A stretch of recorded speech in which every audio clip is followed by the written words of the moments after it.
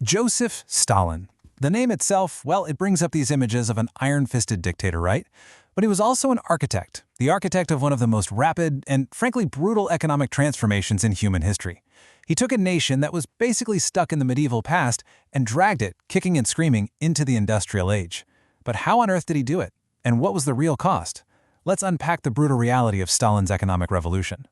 And this brings us to the central and deeply uncomfortable question of this whole story. Was his socialist economy actually a success? The answer is, well, it's not simple. Not by a long shot. It's a story of immense, massive progress, built on a foundation of almost unimaginable suffering. And this is the core paradox we're going to try and untangle today. It's like you're looking at a split screen. On one side, you have these giant leaps forward. Huge dams, sprawling metro systems, a nation getting ready for total war. And on the other side, just unspeakable horrors. A man-made famine, mass death, and the total subjugation of millions of people. I mean, how do you even begin to weigh those two things against each other? So, we're going to approach this with a kind of balanced scorecard. First, we'll look at the architect's plan itself. Then, we'll talk about the brutal surgery he performed on the countryside. After that, we'll see how he forged a new superpower, look at the surprising fuel for his economic engine, and then finally, we'll ask that ultimate question, was it a success, and at what cost? All right, let's jump in. So what was Stalin actually working with? To really get a handle on the sheer scale of his ambition, we first have to understand the Soviet Union he inherited.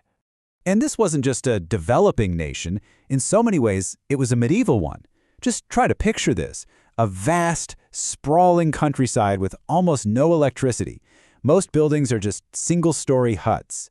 The huge majority of the population can't read or write, and the very idea of a tractor was completely alien to them. This was the canvas Stalin was about to paint on. And his first big move was less like painting and more like, well, like radical, invasive surgery on the very heart of the country, its agriculture. The goal was to completely tear down and rebuild rural life through a policy called collectivization. This happened in two main ways. First, you had the kolkhoz. That's where peasants had to pool their land and all their resources into these big collective farms. And then you had the sovkhos, which were basically giant state-owned factory farms, where peasants just became wage laborers for the government. The whole era of the small independent farmer was over, just like that. But this surgery came at a cost that is just staggering to think about. The disruption of it all, combined with grain quotas that were just impossibly high, led to one of the worst famines in human history, the Holodomor. Between 1932 and 1933, it's estimated that somewhere between 3.5 and 5 million people starved to death. The desperation was absolute. You read reports from the time, and they describe widespread cannibalism as people fought just to survive. And let's be crystal clear about this. This was not a natural disaster. The overwhelming consensus among historians is that this was a man-made famine, engineered by state policy. So how did the state respond to this horror? Not with aid, but with an iron fist. Stalin blamed the wealthy peasants, the so-called kulaks, and Ukrainian nationalists. And then, and this is so crucial, the state introduced internal passports. This effectively trapped the starving peasants in the famine zones. They couldn't flee. For so many people, it felt like a return to the old days of serfdom. So, from a purely political, cold-hearted perspective, the brutal surgery worked.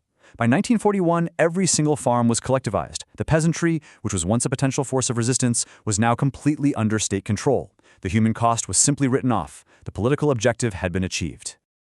Okay, so now let's move to the cities. Because while the countryside was being broken, the industrial centers were being forged into the foundation of a new superpower. This was the era of the famous 5-year plans.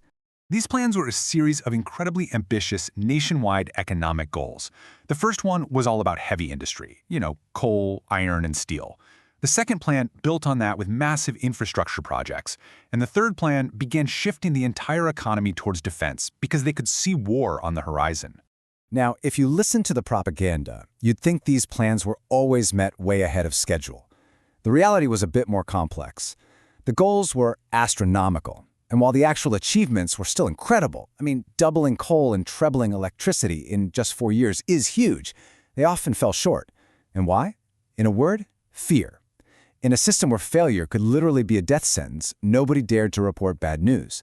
So you had wildly inaccurate data being baked into the very foundation of the economy. Still, the tangible results were awe-inspiring. The magnificent Moscow Metro, the massive Dnieper Dam, which was the largest of its kind in the world at the time, and canals that connected entire regions of the country. These weren't just projects, they were powerful symbols of a new, modern, and very powerful Soviet state. This whole industrial drive was fueled by a propaganda movement called Stakhanovism. It celebrated workers who could dramatically exceed their quotas. One American observer at the time talked about a wonderful optimism. But when you peel back that surface layer, you find that many workers just resented the intense pressure. There are even reports of these hero workers being attacked by their jealous colleagues. So we have this massive socialist engine being built at an incredible speed. But here's the great irony, the huge contradiction at the heart of it all. A lot of the fuel for this engine came from the capitalist world Stalin claimed to despise. You see, the blueprint might have been socialist, but the pencils doing the drawing were often capitalist. That stunning Moscow Metro, it was masterminded with crucial help from British engineers from the London Underground. And this wasn't just a few consultants. Entire factories, advanced machinery, and critical expertise were all imported from the West. This great industrial leap was profoundly dependent on foreign money and foreign minds. Now, the defense for this is purely pragmatic. Stalin was building socialism in one country. You have to remember, the USSR was, at that time, the world's only communist state, and it was surrounded by powerful capitalist countries.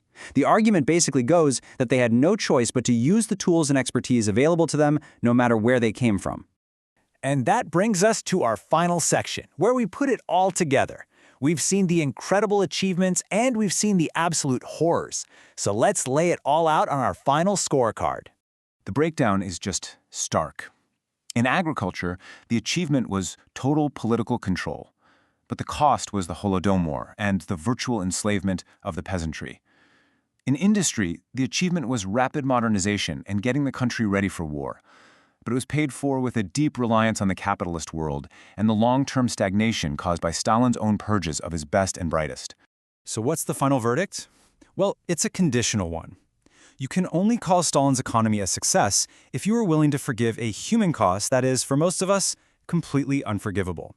It really requires a moral compromise that's almost impossible to make. And maybe this is the most crucial point of all. The greatest success might not have been economic, but political. Stalin achieved a level of absolute, centralized control over the entire nation, especially the countryside, that no Tsar and not even Lenin had ever managed to pull off. Which leaves us with a final, lingering question. Where is that line between progress and atrocity? When does the price of forging a new world, of building a new society, simply become too high to pay? That's definitely something worth thinking about.